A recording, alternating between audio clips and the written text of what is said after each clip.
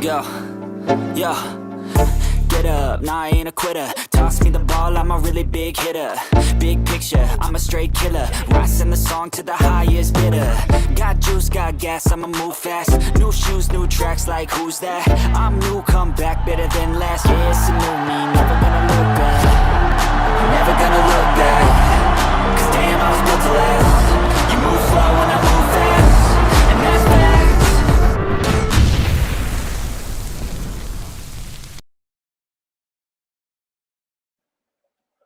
What is up, Chicago? We got a little bit of Bears coaching news today on Tuesday. They hired 2 new coaches.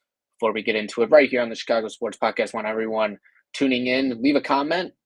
Always love seeing your guys' comments. And if you're new here, be sure to comment, like, and subscribe. Hit the bell icon. Join the notification gang, because when there are more coaching hires, more draft news, more anything, rumors, there's the Garrett rumor yesterday that the boys all covered, so that was really cool to see. But if there's anything extra, be sure to hit the notification bell. You're going to see it right here on the Chicago Sports Podcast first, the best home for news for the Chicago Bears. We got give a little bit more time for people join in, get comments, get all situated. See the Bulls are down 8 right now, 63-55 to the Heat. But Montez Buzelis, he has 12 points. He's shooting 100%. He's 6 for 6 from the field, so that's good to see. The Bulls obviously heading in a tanking direction. At least the young guys will perform well. Saw the Cubs just made a trade for a reliever. They traded for Ryan Brazier from the Dodgers. He's 37. He's a little old, but it's at least something for that bullpen. Just looking around Chicago a little bit. What's up, Plank? What's up, Jake Capone to Don? Got some guys commenting. Always love to see you guys commenting, active in the building. But when it's regarding the Chicago Bears, they hired 2 new coaches today. One for their D-line, which is needed, and then a linebacker coach. One more experienced than the other, but there's 2 spots on the Ben Johnson staff that he needed to fill up. Also, Dennis Allen as well. And I kind of mentioned a little bit that, one of them isn't so experienced. Richard Smith is the more experienced one, but he will be the linebacker coach for the Chicago Bears. I'm actually trying to still find the name of the other one. Jeremy Garrett was the other one that they hired. He is the D-line coach, ex-Ole Miss D-lineman. There's a lot of Ole Miss D-linemen in this draft, most namely Princely Umanmielen. And the last name is always going to be difficult to say. Princely Umanmielen. And then also Walter Nolan, more notably. He'll probably be a first-round pick. See Phillip in the building. What's up, everybody? Bear down, everyone. Getting into these 2 coaching hires that they had today. Not going to take up too much of your guys' time tonight. I sadly got to get back to writing a bit of a paper for college, which always sucks. But it's good to take a break, talks with Bears with everyone in here. What's up, Ed? Love seeing everyone commenting in. But yeah, Matt Zenitz today said that the Bears expected to hire Jeremy Garrett as their new defensive line coach. Just mentioned he is an ex-Ole Miss D lineman, so at least he has experience in the field. They're not hiring just an outside guy for their D lineman coach. They have someone that actually was a D lineman, so that's good to see. He worked for the Jaguars last season, previously worked at Auburn and Liberty as assistant D-line and an assistant D-line coach for the Browns, so he has NFL experience with the Jags and the Browns, and a little bit of college, a little bit of experience there. But I did see one rumor earlier that with Garrett that with him being a little bit younger, it could be a little bit of a developmental thing for the staff to get a younger guy in there to try and develop him into a better coach. I don't think there's anything wrong with that if you're able to get more detail-oriented people in the building. And as we all know, that's Ben Johnson's main philosophy. Details are what matter most when it comes to this staff. The Bears haven't had a detail-oriented staff probably ever. I don't think they've ever had one. So to see them trying to get in that realm of getting more detail-oriented, a guy like Jeremy Garrett will surely help in that area. I mean, it's good to see everybody in the chat. Yeah, Plank. I mean, I don't know. Like, I follow the draft a lot. That is a name that I still have to get down. It's kind of like the Tennessee quarterback this year in college, Nico Iamaleava. I finally got that one down. I'll get it down at some point, especially talking so much about the draft. I have to get it down. But I'm pretty sure it's Umanmielen. I think that's how to say it. I couldn't really find a pronunciation guide on Ole Miss's website for some reason. Saw normally schools will have that, but I couldn't find one for him in the short little bit before the show. I see Cheryl in the chat. Thanks for joining, everybody. Get talking a little bit about Jeremy Garrett here, the new D-line coach for our Chicago Bears. There are still a little bit of openings left on this staff, but it is good to see them really starting to take shape, fill out the entire coaching staff so they can get ready for a lot of free agency research, some draft research, all of that fun stuff. But it doesn't seem like too many people are that upset about this hire, which I don't really think there's any reason to be. I think it's a very detail-oriented hire, as I mentioned. That's always good for the Bears, and I think that's just about all there really is on Jeremy Garrett. It is worth noting, though, that shares a last name with Myles Garrett. He coached Myles Garrett when he was with the Browns, so I don't think this hire has anything to do with Myles Garrett requested trade yesterday, and now we're going to go hire a guy that coached him, maybe a little bit of leverage. I don't think that happens. Me personally, I'm not a huge fan of the whole Myles Garrett Bears thing. I don't think the Bears really need to be using draft capital for that guy. Even if Myles Garrett is very good, there's no denying that he'll probably be a Hall of Famer someday. But I don't think with the Bears, with the contract situation with Myles Garrett, holes that they still have and the compensation they have to give up, I don't think it'd be a good idea. And I do not think that them hiring Jeremy Garrett has any sort of leverage in the situation.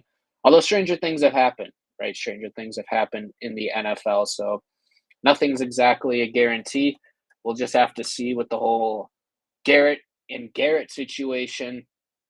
But the other coach, more decorated, is veteran Richard Smith for their linebacker coach. He has previous experience with defensive coordinator Dennis Allen. You assume that is really the main driving point to get Richard Smith here. And mentioned Jeremy Garrett didn't have too much of the experience. Well, Richard Smith, I mean, this dude's been just about everywhere. Looking through his Wikipedia page, I mean, Houston Oilers, when they were still a team, I mean, he dates back far, 69 years old. With the Broncos, he was a special teams coach. He was a linebacker coach with the 49ers in 97 to 2002, with Detroit, Miami, and Houston as D coordinators, back with the Panthers as a linebacker coach, back to Denver, Atlanta, the Chargers, the Raiders, the Colts. It might just be easier to list who this guy hasn't worked for in the NFL, because he's been everywhere, and now his latest stop is here in Chicago with Ben Johnson and Dennis Allen. And I think one of the more notable things that Richard Smith has done is when you're looking for a linebacker coach, well, how have you developed players, right? Because that's what these guys are here for. You hope that Jeremy Garrett can help develop on the D-line, especially Austin Booker. Maybe Gervon Dexter still has a little bit left in him, and maybe someone like Zach Pickens can at least contribute in a small manner. He hasn't really been doing too much. But at linebacker, when Richard Smith with the Colts, I mean, Zaire Franklin for Indianapolis, he turned him into an all-pro. I mean, Franklin never played for the Colts. He didn't play more than 20% of the snaps with them. He really wasn't. He was maybe a rotational guy, as that 20% indicates. He was able to convince him to stay in Indianapolis. He re-signed him in this offseason, and he earned AP honors and led the league in tackles this year for the Indianapolis Colts. That should get you excited. Because his linebacker core, while still maybe not the most productive, they're still young. Tremaine Edmonds is relatively young. It feels like this guy's been in the NFL for a while, and he's still 26 years old. There's still a little bit of room in there for development with Tremaine Edmonds. I mean, TJ Edwards, I don't think is too far away from him as well. He is 28, so he's a little bit older, but still on the positive side of 30. So I think there's still room for these guys to develop, and seeing what he did with Zaire Franklin in Indianapolis, I think is very encouraging if you're looking for development in that area from Richard Smith, and potentially anyone else that the Bears might draft or bring in. Mentioned that he has some experience with Dennis Allen. They worked together back in Denver in 2011. So that'll be 14 years ago that Dennis Allen worked with Richard Smith. And I think a little bit of a funny nugget with Richard Smith is that the former Bears D-line coach was Travis Smith, which is his son. That was his son. So it's kind of interesting that the Bears fired his son and then bring him along. I'm not exactly sure what went in that decision for that, but that's a little bit of an interesting nugget that kind of came out of this whole fire the son, hire his dad. His dad is obviously way more decorated than the son, and it should be interesting to see exactly how he will develop these linebackers, because linebacker wasn't exactly a positive area on this defense.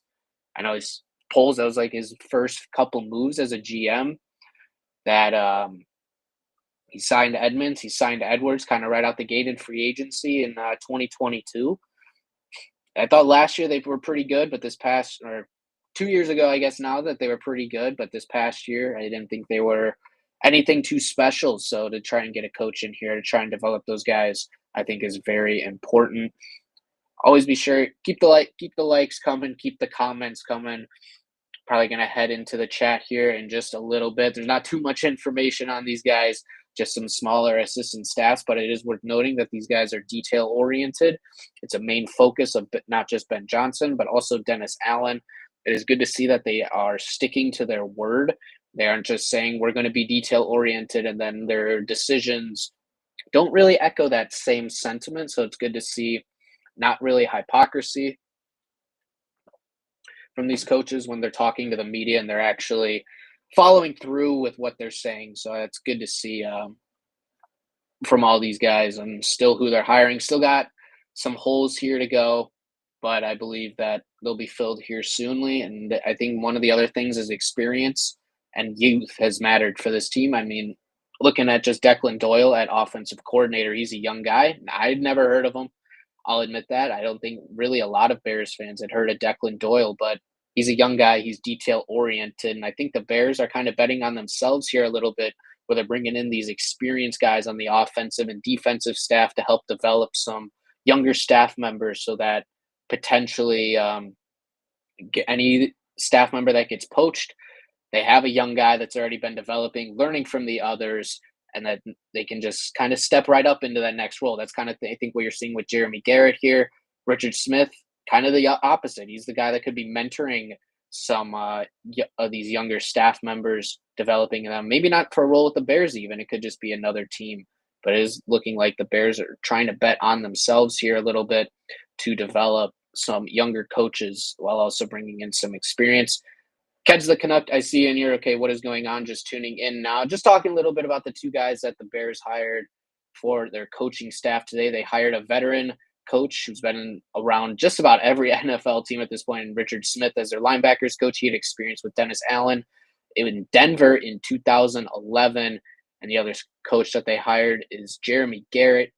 He had previous experience this past year in Jacksonville, also in Cleveland in the NFL. He had coached Myles Garrett, but he's a little bit on the younger side, a little bit less experience, which is kind of contrasting here to the difference between they've gotten a lot of experienced guys. I mean, Eric Bieniemy's on that offensive side of the ball. Then you hire someone like Declan Doyle, who's a little bit younger, not as experienced. And I think that's a lot of the Bears betting on themselves, that they can develop some younger coaches. So in a scenario where one of these older guys get poached, Richard Smith I think he's past his role as a D coordinator, but there's no telling that maybe another team, the Bears defense is able to take off, another team bets on the linebacker coach maybe to take over as a DC somewhere, so they can have one of these younger assistants step right up into the role. And so they're developed in-house, don't got to go poach from another team to try and replace some coaches on the staff.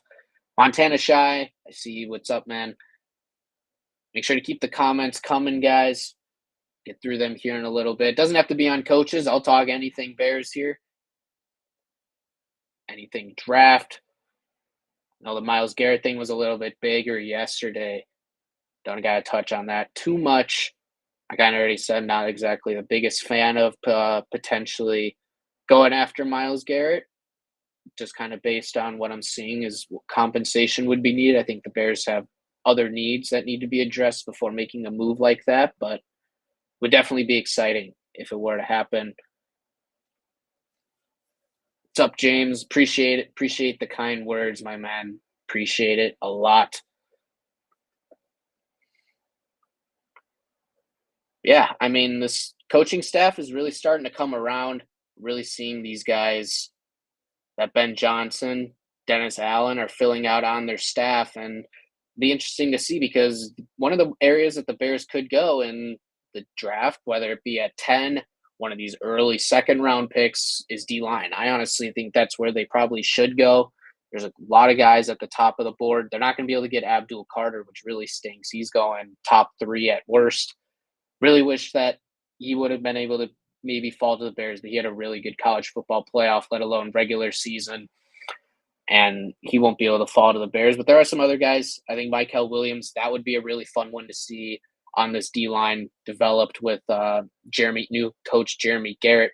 Would really love to see that. He's out of Georgia. He had a good year. James Pierce Jr. isn't someone I'm too high on. The other one would be the other Georgia edge rusher, Jalen Walker. He's been talked about. He's not really an edge. He can play linebacker, kind of think Micah Parsons. He can drop back, play a little bit of linebacker, a little bit of off ball, but his main specialty is rushing the passer.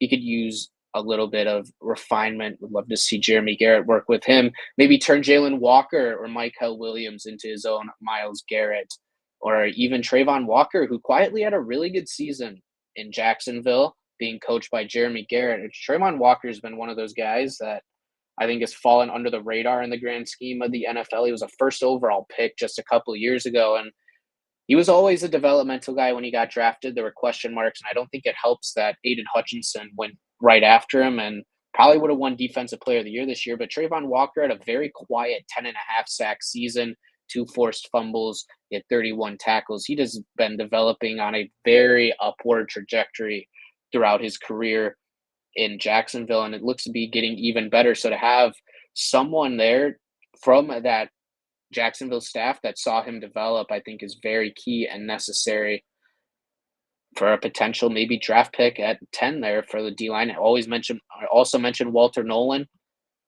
Jeremy Garrett with his Ole Miss ties, playing there in his college days. Could see maybe them going after him, a big run stuffer in the middle could be needed for this Bears defense. We all saw how they struggled down the stretch against the run. Seeing more chats, always good to see everyone. Illinois Jones, what's up, man? Ed says he agrees with me. Always good to see it. Someone agreeing with me. I can have a little bit of controversial takes, but glad to see that. Yeah, James says we have to address the offensive line as well. I agree. I think that's why I saw one of the trade proposals was 10 and both second-round picks for Myles Garrett, and I just think that's a little too steep, especially that specific package. Even if it's a first, even if it's 10, one of the seconds, and then a second next year, I still think that's a little too steep. I think this class isn't exactly too top-heavy, but it's really deep in the areas that the Bears have needs at interior and defensive line. So to lose 2 premium picks like that, I just don't think it'd be overall too smart of a decision for the Bears. I think they need to address other positions as well. Illinois Jones and Will Smith and the Michigan DT are gone. I think trading back is possible. That's what you do. I wouldn't mind a trade back. I don't think Mason Graham, I believe you're talking about Mason Graham for the Michigan D tackle. He's really good. I don't think he'll be on the board at 10. If he is, I think the Bears should run to the podium to submit the pick, because he is a game wrecker. He's one of those elite prospects at the top of this draft. I'd love Mason Graham on this team. Again, I love Billings. I love Gervon Dexter, but if you have the opportunity to add someone like Mason Graham, you have to jump at that opportunity, even if it's not exactly your biggest need. The player is just too talented to take, and taking a really good interior D lineman at 10 is, I think, would have a lot of value. Montana Shy, if we sign a guard and center in free agency, then we can go D line with first pick. We also need a safety or 2 and a slot receiver. I agree. I don't think they can't really entirely address this need at O-line in just the draft. I don't think you can just go draft 3 rookies with Braxton Jones and Darnell Wright and call it a day. They're going to have to sign someone in free agency. I know we're all hoping for Trey Smith. I'm hoping for Trey Smith. He'll come to the Chicago Bears in free agency. That would be a huge get, pairing him back up with college teammate at Tennessee with Darnell Wright on that right side of the line. Right side of the O-line would be completely set. It would be completely set with those two guys over there. That would be awesome. And then also signing a center. I know the Atlanta center, he's gotten a lot of buzz. I wouldn't mind that whatsoever. You can take those guys. You don't really have to go with Will Campbell or Kelvin Banks, two guys that I think Will Campbell's more likely to play guard. I think Kelvin Banks also probably plays guard, but I think there's an outside chance he could develop into a tackle. Another guy that needs to be in that conversation is Armand Membu. He's a tackle out of Mizzou. He's probably the best tackle in the draft right now. You could argue him or Josh Simmons. He's out of Ohio State. But Membu is more versatile, which I could also see the Bears maybe having more of a desire to have a versatile guy. I know Green Bay is a team that's done a lot of that in the past. They've taken versatile O-linemen so that if their tackle goes down, he can move over from guard, or vice versa. If a guard goes down, he can move in from tackle and play guard. That's something that Armand Membu would have a strength with. And theoretically, if Braxton Jones, you don't want to re-sign him in the offseason, maybe Membu plays left guard this year or right guard, whatever it is, and slots over to left tackle, or right slots over left. They can kind of switch that around themselves here, but you kind of get the gist what I'm trying to get at. You can slide from guard to tackle next year if you're getting some development at guard this year. I don't think Armand Membu would be a bad pick there, but yeah, I think safety. I think Malachi Starks is a little bit steep. He's the best safety in the draft. I'm not sure taking a safety at 10 is exactly maybe the smartest decision. Now, if you trade back maybe to the middle back of the first, I don't think that'd be a bad decision. Nick Emenwari's kid out of South Carolina, who I think is more of what they need in that strong safety type fit for this defense. But it's all going to depend on what Dennis Allen wants from this defense. I think with Emenwari's downhill style, he might fit a little bit more than Malachi Starks, who kind of plays more of a free safety. But either way, I do agree with you. They do need a safety because when Brisker went down, that defense really, really missed him. I really thought it was noticeable without Jaquan Brisker in there. Physicality was down a little bit. But there are some other way. I thought you mentioned receiver as well. One guy I was looking at, Isaiah Bond in the 3rd round. That's a speedy guy. That's kind of your maybe your JMO, role for a Ben Johnson offense. Really speedy guy. Not going to do too much skill-wise, but he's got a lot of speed. Get him the ball and see what he can do in open space. I think that would be a really exciting pick there at wide receiver. Just tuning in, be sure, hit the like, comment, subscribe button. Like I said, if you're new, hit that subscribe button, but be sure to leave a like, some comments here, going through them all here for a little bit longer here. As mentioned, Bears signed 2 new coaches today. Richard Smith at linebacker coach, Jeremy Garrett. He is the new D-line coach for the Bears. We're just going through some comments here. Talk about anything here Bears related. Hell, if you don't even want to talk about anything else, White Sox, Bulls, I'm not so good with the Cubs, but even Blackhawks too as well. Whatever you want to get off your chest, I'll talk here for a little bit longer here right here on the Chicago Sports Podcast. Always love seeing your guys' comments. And if you're still here sticking around, appreciate you spending your Taco Tuesday night here with us on the Chicago Sports Podcast, getting through some more of these games. We could use a running back / fullback. I agree. Establish a ground game, wear down the opposing defense, then go to the air. Yeah, I've been a big proponent for running back. Now, I've talked about Genty at 10. I think they would have to really address O-line in free agency to warrant that. And you would also have to not really like any of these D linemen that could potentially fall. You mentioned Michael Williams, Jalen Walker, maybe even Mason Graham. I don't think he would fall there, but Kenneth Grant is also other teammate at Michigan. He could be in consideration up there as well. Mike Green, who's been a big riser up boards out of Marshall. Even mentioned Walter Nolan. He's moving up some boards as well from out of Ole Miss. So I don't think Genty exactly will be the pick at 10. I don't think it'd be the most surprising pick. If he is, though, a guy I'd be looking at those O'Marion Hampton out of North Carolina there, and with one of those 2nd-round picks. I think he gives this offense that little bit of thunder, that David Montgomery, he sheds tackles, and he can catch a little bit. I think that's more of what this offense would need. If you're looking for more shifty, I don't think Caleb Johnson would be a bad look either, who they've been rumored that they're looking hard into in a little bit of the draft and a little bit more of that. And those guys have been really good. Getting into some more comments here. Montana really need two guards since we don't know what's going on with Tevin. And I agree. I don't think they're re-signing Tevin. I just think the injury risk is too big. He's played about 50% of his snaps here on the Bears. You can't sign someone to a bit longer term deal that he's going to want when he hasn't been really on the field. Availability is the best ability, and Tevin Jenkins, he's been good when he's available. He just hasn't been too available. Can't put too much money into a guy that you don't really trust to stay healthy.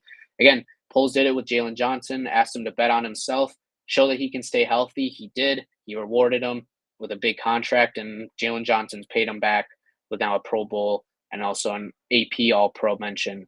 So Devin Jenkins really didn't hold up his end. I think those guys might as well be heading out, and they will address guard in free agency and the draft. Myles Garrett from Illinois Jones is a proven top player in the NFL. I'd give up a 1 and a 2 all day. The ultimate question is, are we really competing next year?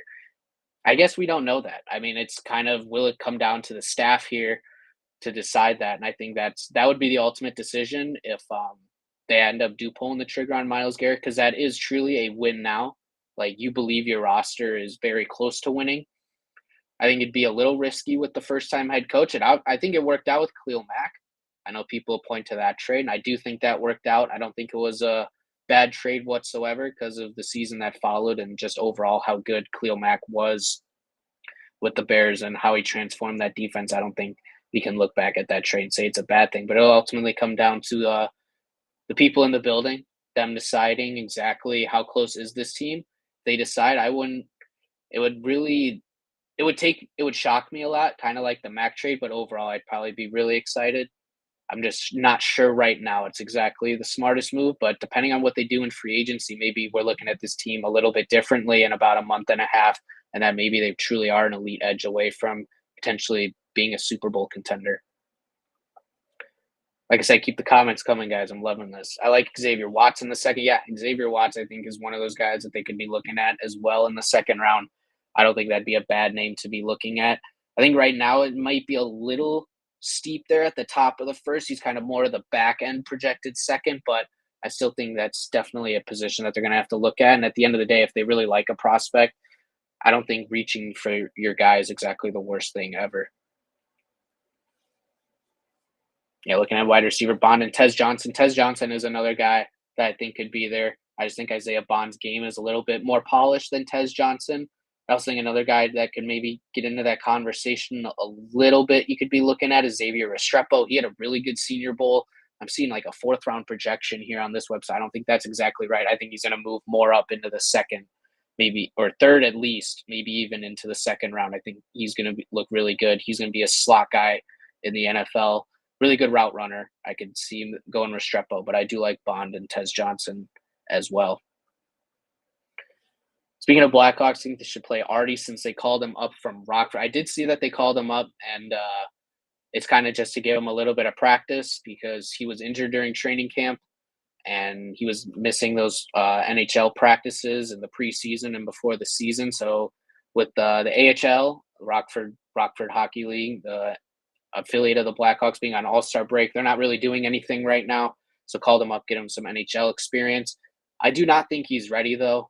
I think he's shown flashes in Rockford, but I think he still needs a little bit more time developing down there. Don't really want to throw these guys into the fire too much, right? I mean, there's nothing to play for this year. The guys that they have called up, Nazar's looked good. I've been really excited with him. Bedard's fine. Bedard is Bedard. I thought Colton Dock has been good.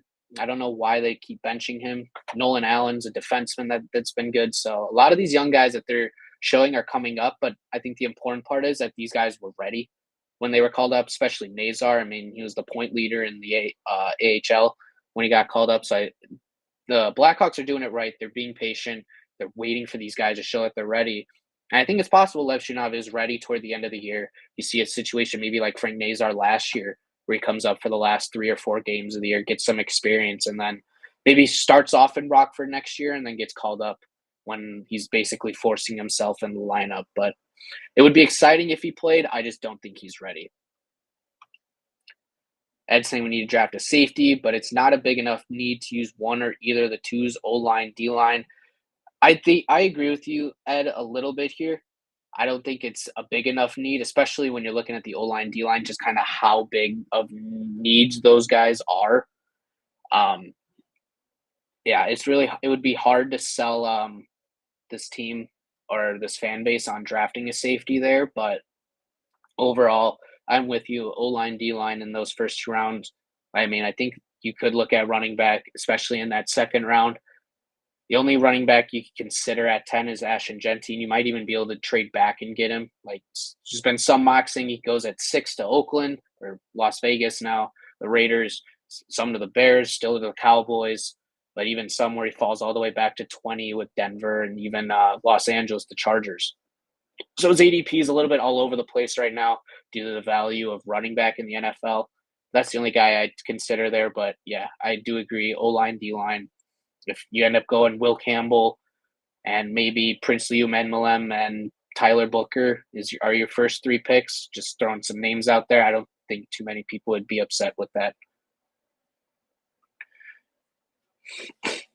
You watched Leishaw's first game with the big team. What did you make of it? He didn't play with the Blackhawks, just mentioned he's just kind of doing some practice drills with the team for now.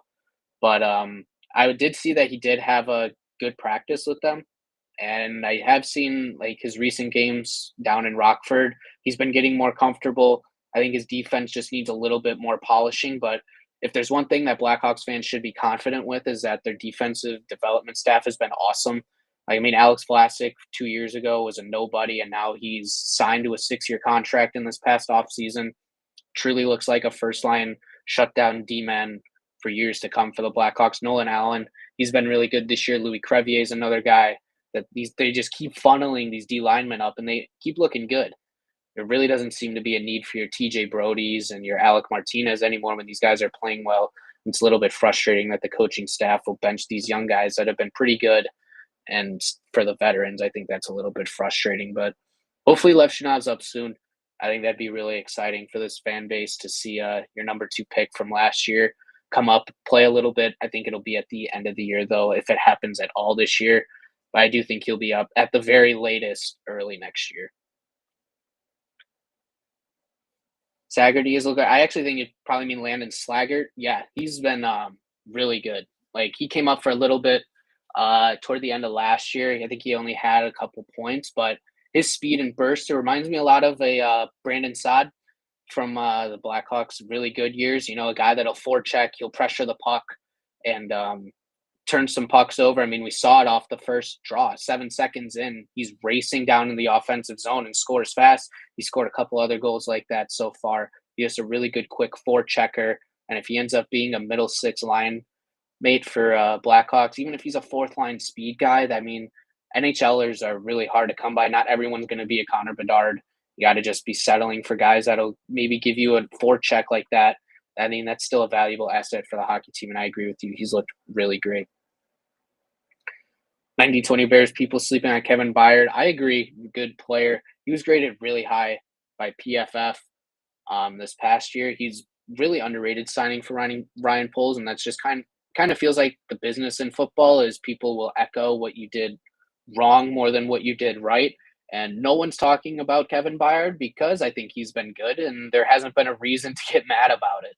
I think if people are quiet about a move or a signing, that I think that ended up working out quite well. And I agree with you. Kevin Byard was really good. And even it was my dad, he mentioned that like he didn't really notice him at times. But I think with free safety, that's a good thing. Teams don't want to test you. Teams don't want to throw your way. And when they did a few times, he was able to pick them off. And when you have someone like that back there, you combine it with Jalen Johnson, it makes it that much harder to throw around on this defense. I do think they need potentially another corner. It'll be interesting to see what happens with Tyreek.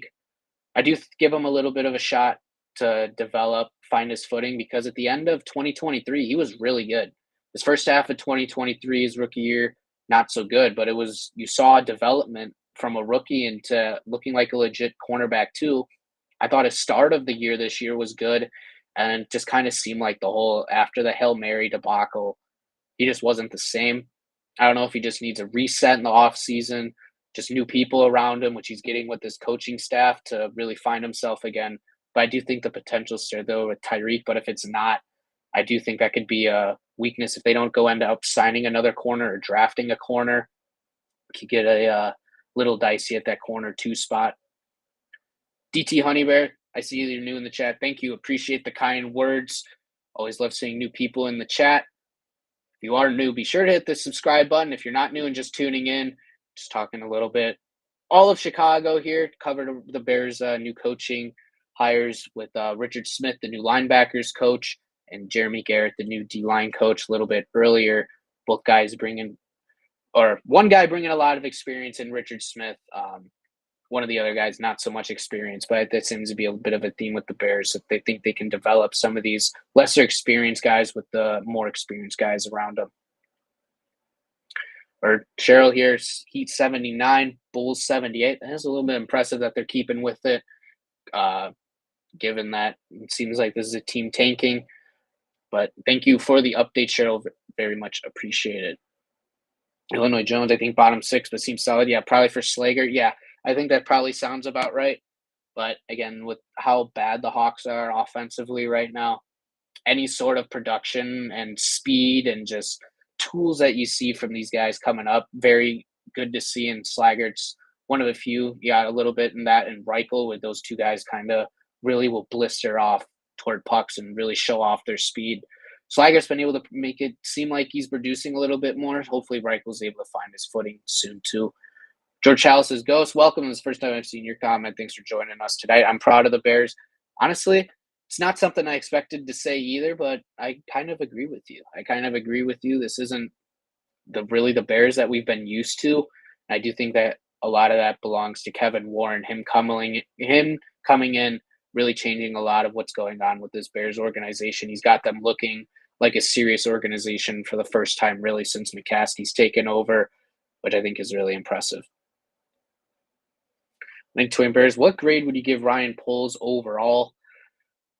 I've been critical of Ryan Poles, but based on what he's done with the coaching staff, I will say I went on record. I didn't think he should have been here to choose the coach just based on how he was did handle the Eberflus situation. Again, he could have had Ben Johnson last offseason. It was rumored that Johnson wanted the job last year and he stuck with Eberflus instead of getting the rookie QB with his OC right away with the pieces in place. So I do give him a little bit of a knock on that, but he still made it right. So I can't knock him too much, even if it was a little bit late, wrong process, but right result. His drafts have been, I think, okay. I think some areas, I think he started off really hot. I mean, his first 2 picks were Brisker and Gordon. Those are 2 really good players. I think Kyler Gordon's going to explode in this Dennis Allen defense next year. I've already said I think he's going to have 6 sacks just based on how Dennis Allen uses his nickel corner. He likes to blitz him a lot, and we've seen Kyler Gordon's ability on blitzing. But his drafts have been I'm not going to give him a pat on or a good grade for drafting Caleb because that's just the obvious pick. I'm not going to hail you too much for making the obvious pick. I'm not upset with the Rome pick, but he's had some questionable ones like Huron. I don't really know what he was thinking there. Yeah, I mean, he's had some questionable ones. Braxton Jones is one that I do give him like really good grade on. Because finding starting O-linemen in the 5th round is borderline impossible. Finding starters in the 5th round in general is impossible, but especially at a position like left tackle that is so highly coveted, you can make the argument second most valuable position in football after QB. But finding a starter there, even if he's not the greatest, a solid overall left tackle starter in the 5th is a very good pick. But overall, I don't want to beat around the bush too much. I'd probably give him around a B-. I think he's done some good. Maybe a B or B-, somewhere in that range. He's had some negatives, but I think overall he's been probably above average or maybe about average in the NFL, which I think there's a lot of really bad GMs, so it could always be worse. Stevenson will be fine. I think so, Ed. I'm really hoping at least because I don't think this cornerback free agency class is very great, and Bears won't be able to get Will Johnson. But there are some other corners that they could be looking at maybe a little bit later in the draft, but they won't be able to get the number 1 guy with Will Johnson out of Michigan. They sent Tyreek to DB camp. Yeah, I mean, again, you can learn a lot from playing DB, just ball tracking skills overall. I don't think that'd be a bad thing. Hell, maybe even send Rome there. He had a little bit of some issues. I thought tracking the ball overall. I thought he still had a good year. I still think Rome will be a fine pick. I still would pick him again. Just has a little bit of things to polish up on, but I do think he'll be used really well in this Ben Johnson offense. Blank, what's up, dude? Ben Johnson stated he would have turned down the job. He wasn't ready. I did see that. I also seen that he would have accepted it. So, I mean, I'm not entirely sure. But, I mean, if he said it himself, then maybe he was true to that. Or, I mean, I don't know. Right. At the end of the day, we got our guy. We got our guy, whether it be a year late or this is the perfect time or the only time. It would have been, it's just good that at least we got him. And they actually made the right decision on the coaching carousel for once. I would have gave Poles that also. Now that we still got him, we got to roll with it. But he better fix the trenches. Don't want to hear how he won't overspend. I agree, and I do think it should be noted that with the Bears and how they paid Ben Johnson, giving him 13 mil a year. I mean, that's I believe the seventh highest paid head coach um, in the NFL, which is very impressive. That a first time head coach was able to get that type of money, but it shows more that the Bears aren't being stingy with money anymore. And again, I think that goes back to Kevin Warren's real impact on the McCaskey family and telling them that, hey, if you want to start acting serious, sometimes you got to overpay a little bit.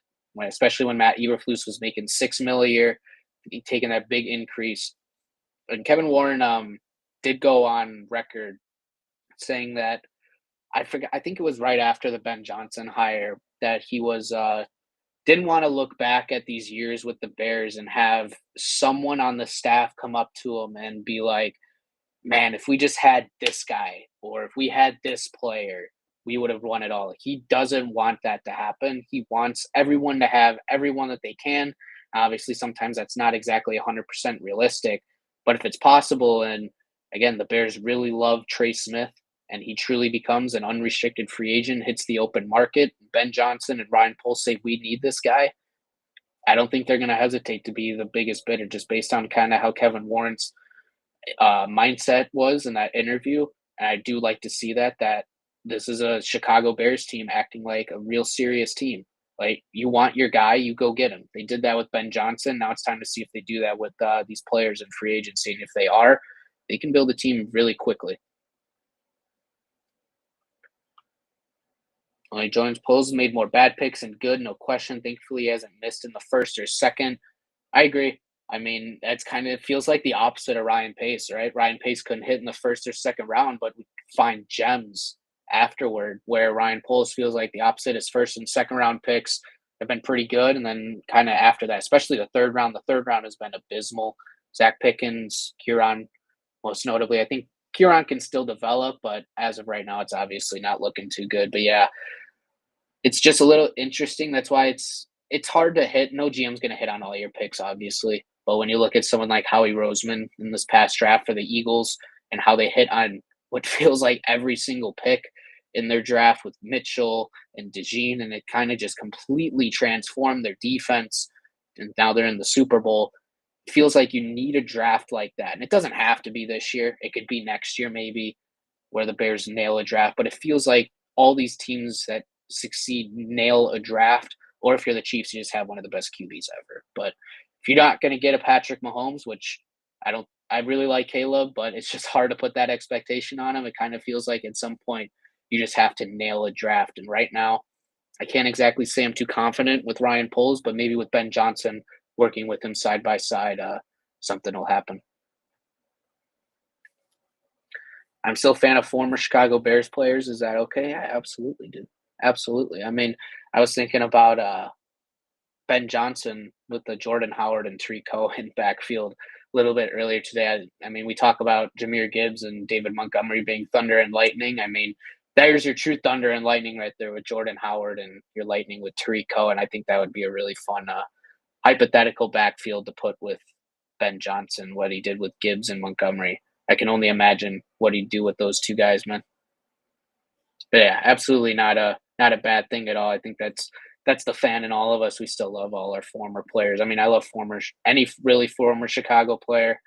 I mean, there's always that soft spot in the heart when you see him with another jersey. Like I'm sure some people do with Levine when he puts on that Kings jersey for the first time, just kind of like always going to root for that guy. Didn't do anything bad for the team. So always good to look at other guys and still have that love for him. Blank, I heard it from him in several interviews. Yeah, so he probably wasn't ready, which again, hopefully he is ready now, right? Hopefully he is. He took that time and was extra careful about it, and hopefully we reap the benefits of his patience. It's because not all stadiums have the same cameras. I'm not entirely sure where this is connecting to. I'm trying to think back what we were talking about a little bit here. It's kind of bouncing all over the place, but it's been fun. But we'll probably circle back to that one. Eddie could have gotten a starting center in every one of his 3 drafts in the 3rd round. Yeah. Yeah, I mean, I know we kind of all fell in love with Jackson Powers Johnson. Kind of feels like he's the Tyler Booker almost of this year's draft. A lot of Bears fans falling in love with Tyler Booker, who is a good prospect. Definitely. I just really hate that PFF puts him in as like a 3rd round projection because at the very latest, he's going to go early in the 2nd. And he's a really good player and could easily be a target for the Bears if they decide Will Campbell or Kelvin Banks aren't their guy and want to trade back and just take the true guard with Tyler Booker. So I think that'd be an interesting way to go. But yeah, Jackson Powers Johnson was one that he could have gotten. I'm kind of blanking on a few of the other guys that he's passed up on. Trying to pull up the full draft selections. Just looking through some of the linemen, other guys. And again, every GM will have their fair share of guys that won't exactly work out and could have had this guy, that guy.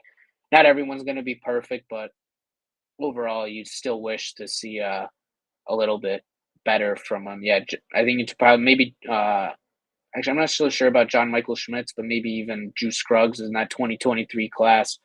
I think he's been working out okay with Houston. Ricky Stromberg was the Washington pick in the 3rd round. So, yeah, there were some guys there maybe that he could have taken. So, yeah, and it is a little bit frustrating looking back, but I do think one that he doesn't look back and regret is Darnell Wright instead of Jalen Carter. And that's not to say Jalen Carter isn't good. He is very good. He's going to be dominant up the middle for Philadelphia for a while, but they got a top 5 right tackle in football now with Darnell Wright, and for a team that clearly needs all the O-line help possible, having a solidified right tackle, even if it's right tackle, not left tackle, still very valuable to have that position locked up for a long time. And I have no regrets. At least no, I don't fault him at all whatsoever taking Wright instead of Jalen Carter. Got another one from Ed. Never looked for a center. He's always said he was happy with the guys he had. I think that could be a little bit of a philosophy just kind of around the entire NFL. Kind of feels like there's a lot of GMs, I think most notably the Seahawks GM, very open about not paying interior offensive linemen, that they can get a little bit overpaid.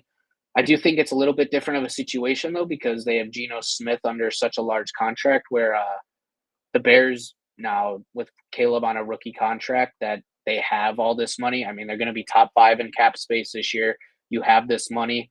Obviously, you assume you got to extend some guys. Kyler Gordon will get an extension this offseason. I really want to guarantee that he'll get an extension this offseason, but there'll be some other guys still coming up.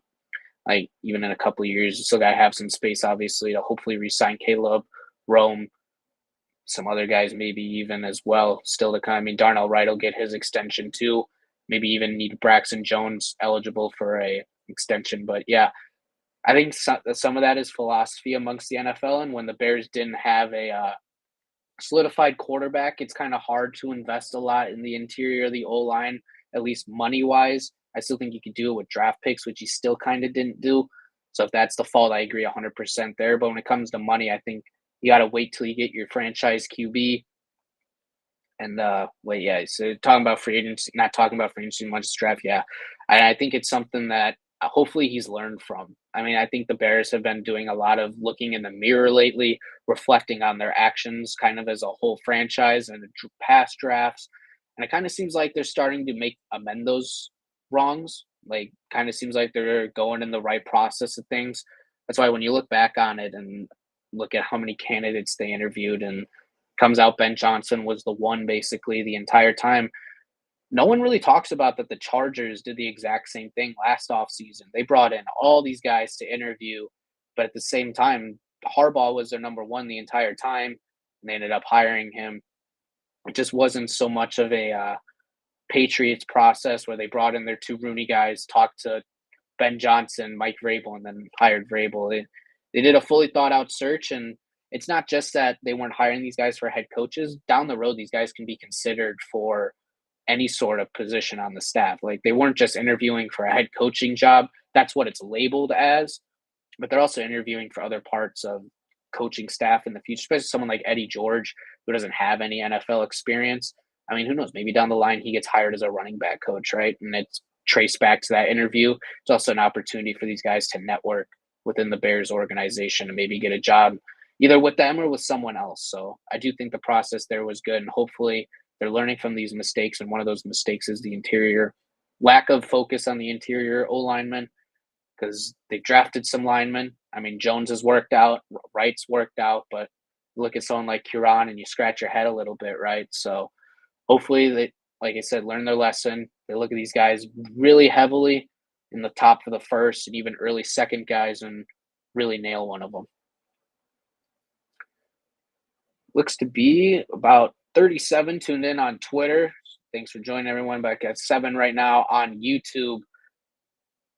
Probably give a little bit longer here, see if any straggling comments come in, but none do. Going to probably wrap this one up here shortly in a little bit. Appreciate everyone here tuning in tonight, whether it be you joined in a little bit later, you've been here the entire time. I appreciate you just as equally as everyone here involved. And be sure to hit the like button, comment, subscribe for more here at the Chicago Sports Podcast. We got our streams every day, either in the afternoon, at night, or both.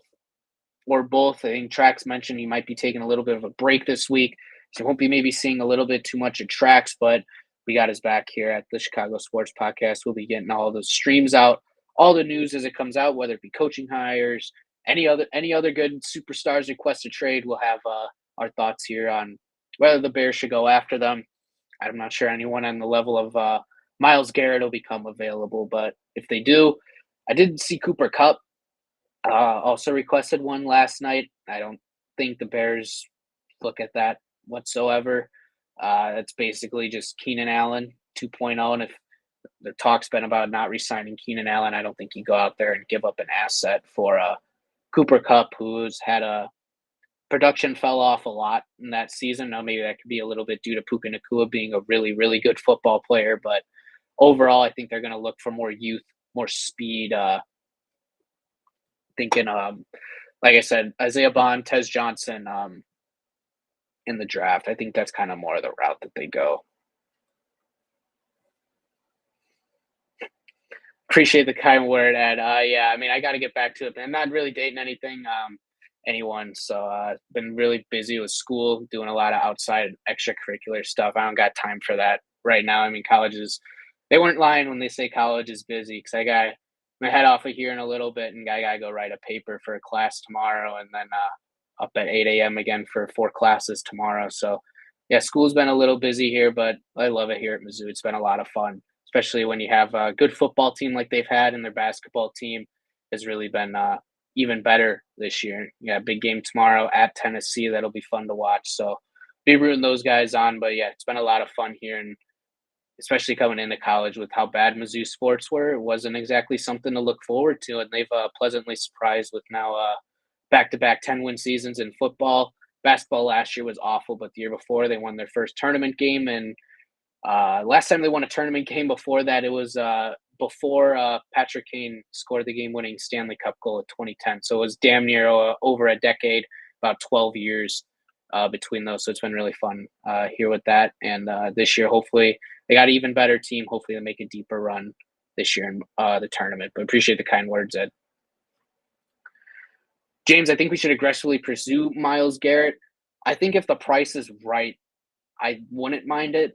It's just right now I struggle with the idea that the Bears still have a lot to address. And it's nothing that they can't address in free agency. I just don't know how aggressive they can really be toward Myles Garrett with also the money that they have, because you don't want to overspend in free agency and then not able to re-sign your own guys, because that's how teams stay good for a while. You draft good talent, you keep it around for a while. Got to keep enough money for everyone else, and that's also the problem with Myles Garrett. His cap hit next 2 years isn't too bad. I think it's about $6 million in total for the next 2 years. But then you got to offer him a contract. I don't think it's wise to, and he's probably going to command over 35 mil, maybe even 30 mil a year. That'd be just about 40% of our cap right now. I think it's about 76 million. I think we can go up more with cutting guys, but it's about 40% of the cap right now.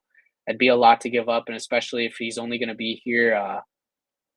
I think it all depends on price. I've seen lots of different prices. I've seen 2 firsts, 2 seconds. I've seen a first and a second, a first and 2 seconds. So it's a lot up in the air. I would not give up 2 firsts and 2 seconds for Myles Garrett at 29. It's a little bit different than Khalil Mack, who was 27 at the time. A little bit older, even though I think Garrett will be a first ballot Hall of Famer when it's all said and done. It's just it'll have to come down to what the Bears think. Are they an edge rusher away? Can you address all their other needs in the offseason on the offensive and defensive line? I mean, I guess that would be the defensive line Band-Aid, or more like a stitch with Myles Garrett there. But I don't think either pursuing him or Josh Sweat from Philadelphia, I think that would really help this pass rush and this D-line in total. I mean, we'll get a good look at him Sunday in the Super Bowl. Josh Sweat, he's on the Eagles. I'll be paying attention to him because that's someone that the Bears could heavily pursue.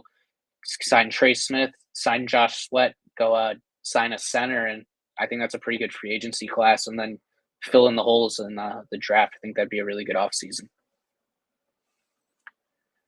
Craig, the first time I've seen you tonight. Hope you're having a good night, my man. Myles Garrett is going to sign with Green Bay. God, I hope not.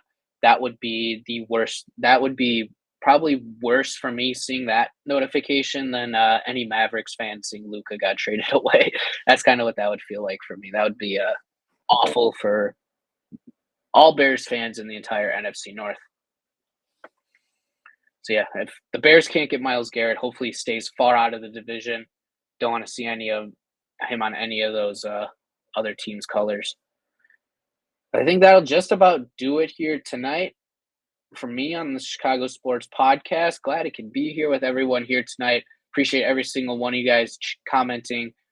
Again, like I said, I kind of feel like a broken record here, but hit the like, subscribe button, hit the notification bell. Don't miss anyone else going live here. We're all trying to bring you the best content we possibly can. Had a lot of fun here tonight, and see you guys here next Tuesday. I'll be here again. But until then, bear down, everybody. Hope you guys all have a good night.